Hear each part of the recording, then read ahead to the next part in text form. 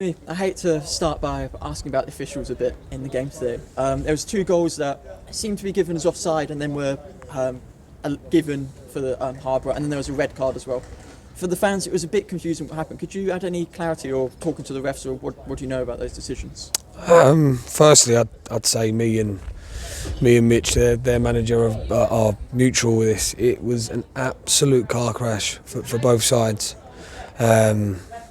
We've got officials that at step 3 that are putting the flag up and then putting it down, and expecting us to play to the whistle, which I completely get is the rules, and then the lino to have no idea as to what is going on. So that was the first one. The second one, same thing again. Ball goes into their forward. Yes, well, I think we should defend better. Ball finds its way through.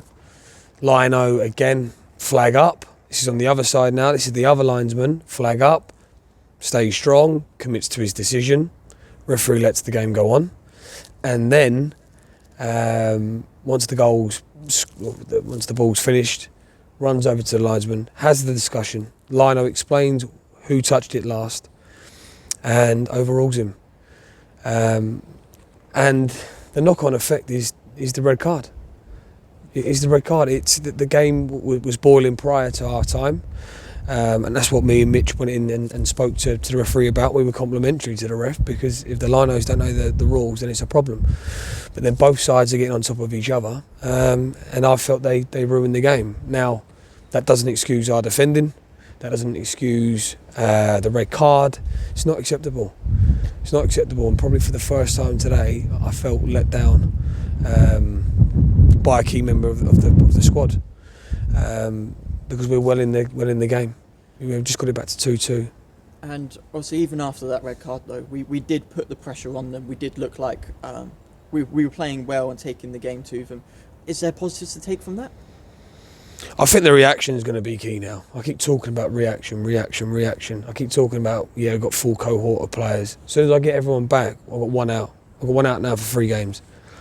And I keep talking about a group that's hurt, a group that wants to put things right, but it ain't good enough. It ain't good enough, and again, what you're elaborating there, for the last 5 minutes, we're camped in their half with 10 men, ball into the box, don't beat the front man for corners, not getting contacts, not reacting. I think we've got to make a bit of our own fortune, but the mentality of the players needs to change, because I'm wearing thin. And it was a very physical game, Was that part of the game plan to try and out physical Harborough, or did that just kind of, with obviously some of the decisions, that's just kind of how the game? No, look, I've known Mitch for a long time. I know what side he's got there, and I know about the centre halves. They're big, they're powerful. So it was about playing as quickly as we could onto them and being aggressive in that second contact area. And I thought we'd done that well in stages. Still think we can do that better. I thought Dan Iscore up front was excellent. I thought he'd done really well, ran his socks off, exactly what I've asked of him. So really pleased with him.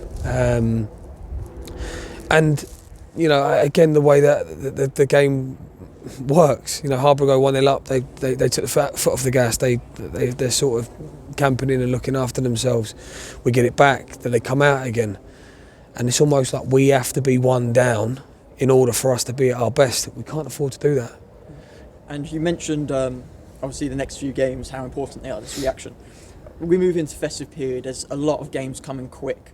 Do you think that's a good thing for the squad? Well, we ain't got a choice, and I think that's the main thing, and this is where these boys that I've taken from all different levels have to embrace where they are, because they're going to find themselves very quickly at step 4.